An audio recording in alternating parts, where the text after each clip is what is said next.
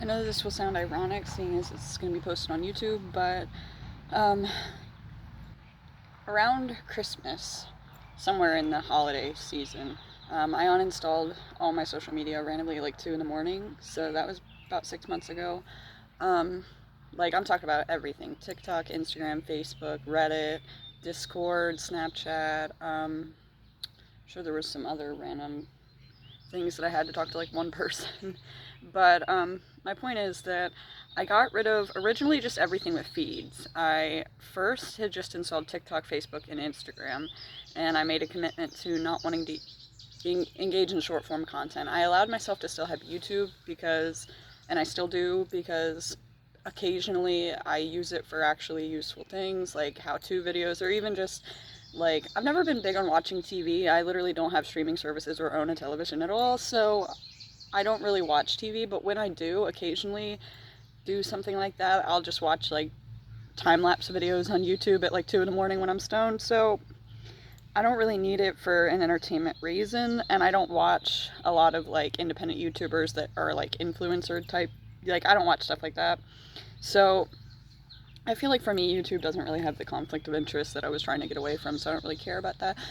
But I personally had a brand that I was trying to build before. I don't like, never liked the term influencer, but I was trying to be something like that. I had, a YouTube channel that wasn't this one, that I posted things regularly like that, performative content, TikTok and all that. So I I was involved in that type of lifestyle as well. I mean, I did regular people shit. I worked and everything the whole time. I never like made money from it, but I think I made like $50 from Twitch one time.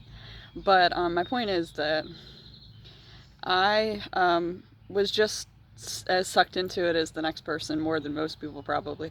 And I got sick of it. I got sick of feeling like, I needed constant instant gratification, that like the short form content thing. It really, even if it's substantial content, I feel like it really does contribute to the brain rot issue, where it's like you need that constant dopamine influx to be stimulated to the point that you're not even really engaging with the content that you're seeing. You're just like feeding that insatiable like need to be stimulated by it, but not too stimulated where you're actually thinking about it and like, being absorbed in these topics. You're just kind of rapid fire filling yourself with information that I feel like I wasn't really processing most of it. And a lot of what I got from social media was mostly just this lacking. Like, I felt like that fear of missing out, like feeling like I would see the highlights of what other people's lives were like, and then I would see the day to day of my life and feel like I was constantly missing out if I wasn't doing some crazy adventure, and feeling like sad all the time because I feel like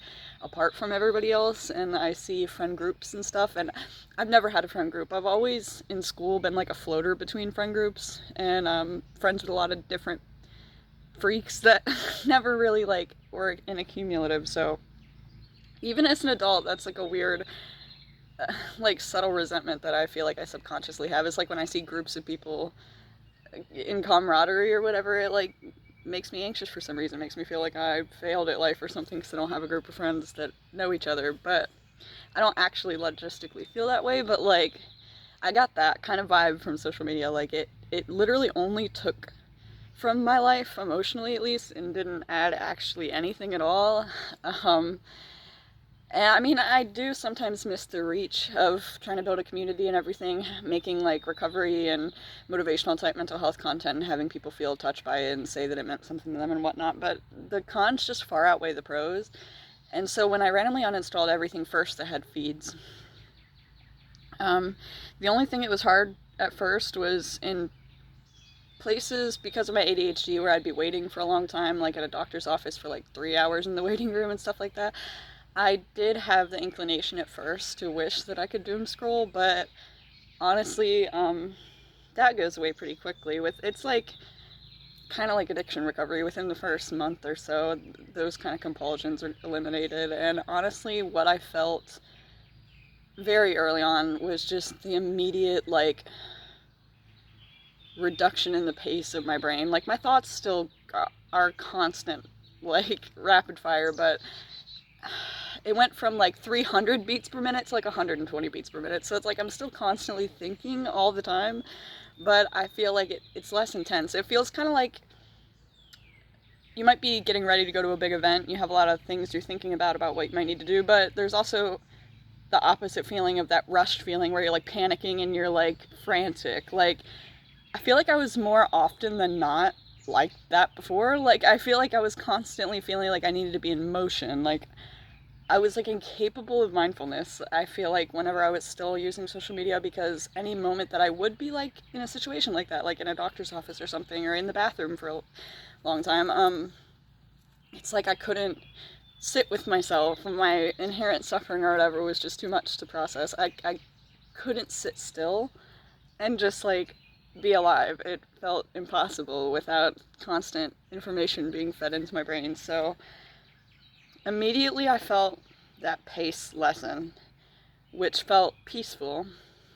And then when I realized how much more free time I had, like I'm talking about, I quadrupled my amount of free time, because my screen time used to be consistently more than 8 hours before, like close to 9 hours, like an entire work shift. And when I would think about how much time I did spend at work, which was at least 8 hours every day, 8 to 12 hours, sometimes more than that every day. So it's like 90% of my life I was occupied. Like, I don't consider what I did on my screen free time. Like, it might have seemed that way. It should have been free time.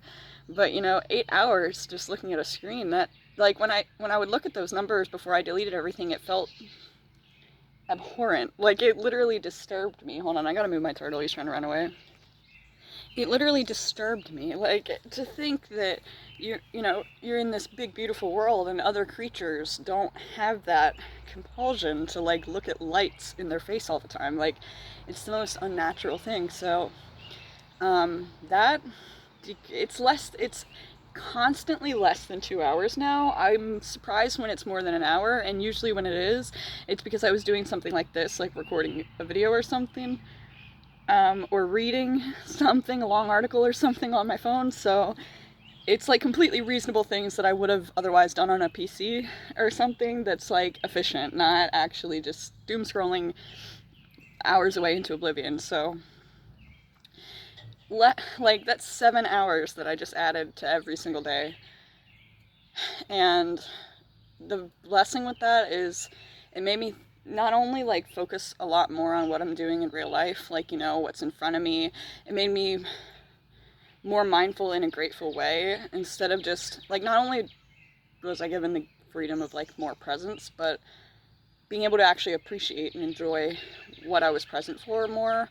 Because even good things that I feel like maybe had a tendency to become performative before, like taking pictures of an exciting event or something that I could post, instead of just appreciating it with my eyes, compartmentalizing it, like taking in the scenery. Like, say if you go to a concert or something and actually being there and actually remembering, instead of just looking at what you can take a picture of. And then, yeah, you can look at the picture and you were there, but it's still kind of depersonalized because you didn't really like bask in it. You didn't really take it in. And now, like, I see myself able to do that a lot more, not just at exciting events, but just on a daily basis. Like, I can be outside like this, and instead of thinking like the lighting looks just perfect for a picture, it's like I'm just outside. And it is pretty, and it is, during golden hour and stuff, it's beautiful, but it makes me, I feel like, just able to appreciate the little things a lot more easily. And, hold on. False alarm, he was under the bird bath. Anyway, so when I started doing more to fill my free time, that's when the real blessings started rolling in, because then I was able to rediscover my passions a lot more. Like 7 hours is a long time. Thinking about like a work shift or something, 7-8 hours, that's a long time to be doing anything. So when you think about not spending that time glued to a screen, and all of the things that I'm able to, actually cultivate, that I'm interested in a lot more. I mean, I've always been an artist, so I write every single day. I'm usually doodling something every single day. Like, I journal every day. I've written 2 books already. I mean, things like that. Even just video games. Like, I know that's still a screen, but an active activity like that, where you're actually interacting with something instead of like a passive, like just experiencing something, simulated experience.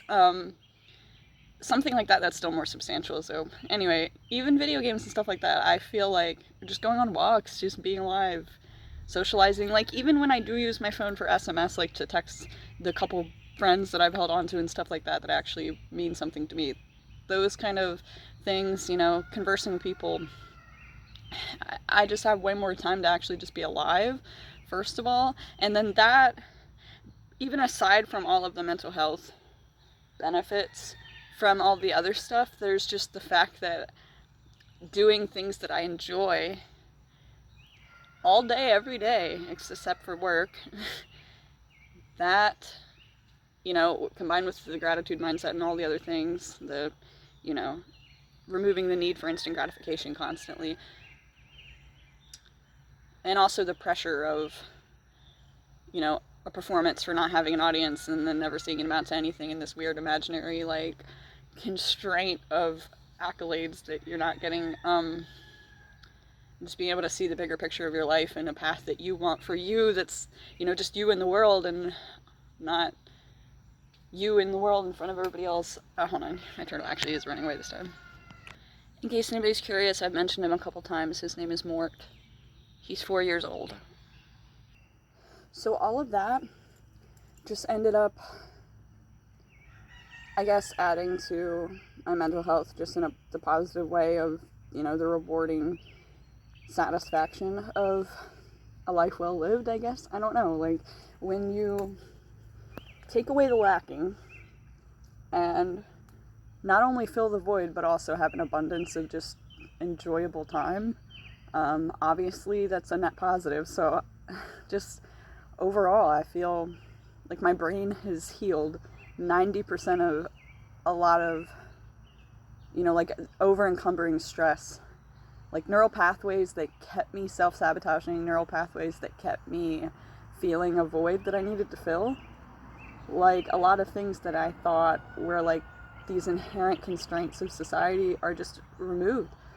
I mean, even just social anxiety is basically eliminated from my life. I mean, I don't go out in public and see myself as me versus the public, me and other people. It's like, I'm just an alive thing. I'm just here at the grocery store like everybody else. We're all, like, I know that these are common sense things, but obviously, I mean, it's easier said than done to remove that, like, egocentrism. So for me, like, I genuinely just got in public and I don't have that insecurity anymore of feeling like I'm performing or feeling like, you know, I don't put on clothes as I'm going out outfit anymore. I don't think of things like that because it's not like me in my private space and me when I'm in front of other people anymore. I don't have that mentality at all. So it's just kind of like just me all the time.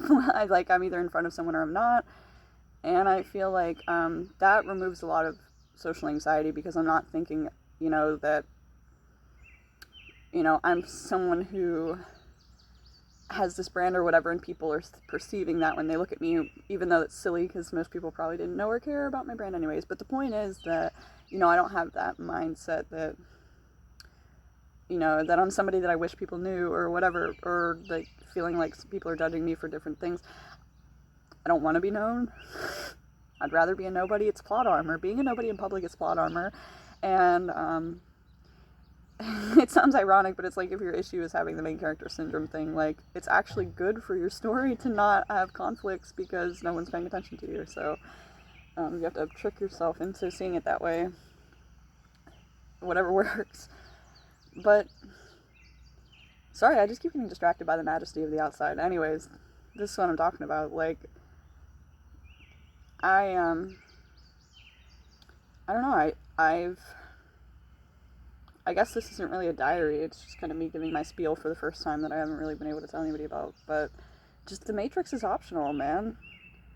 So wonderful not feeling glued to things. Like, I'm actually still more and more disturbed when I got in public and I see how many people, like even old people, like sitting at breakfast with their family at a restaurant and they're all just glued to their phone. Like, there's loving relationships and experiences and sights to see and things to experience, like, all around you, and you're just looking at other people's experience highlights, like, streamlined into your face. It's just sad. And, you know, I don't feel that need to have that stimulation anymore. So I do just now, sit in public and like look around and be where I am, and not feeling like you need to constantly be in motion.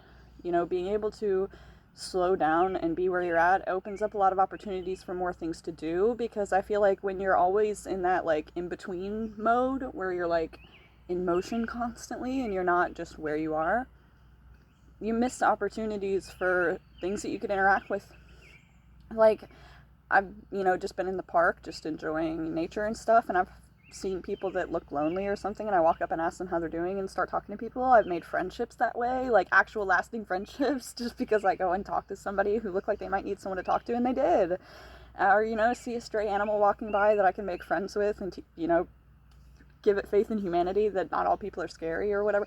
There's things that, even just like a leaf tumbling by in a weird way and you see a weird shape and things like that, like you don't see that when you're glued to your phone. So I feel like, I don't know, I feel like I'm a completely different person, honestly, the last, amount of time.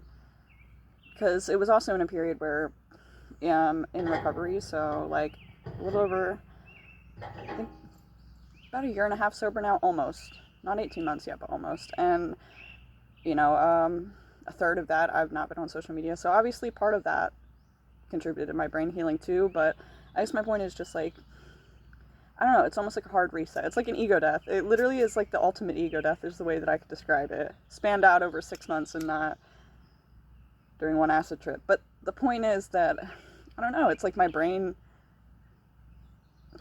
just rewired itself. I see the world differently now. I see the world genuinely like the open world RPG that I always hoped that it would be, and kept feeling constrained by these like imaginary boxes that there's no boxes. There's no boxes, and there's nobody watching what boxes you put yourself into, and there's no any of that. It's all imaginary. The Matrix is optional. It's 100% optional, and the real world is still out there, and the real world would love to have you in it.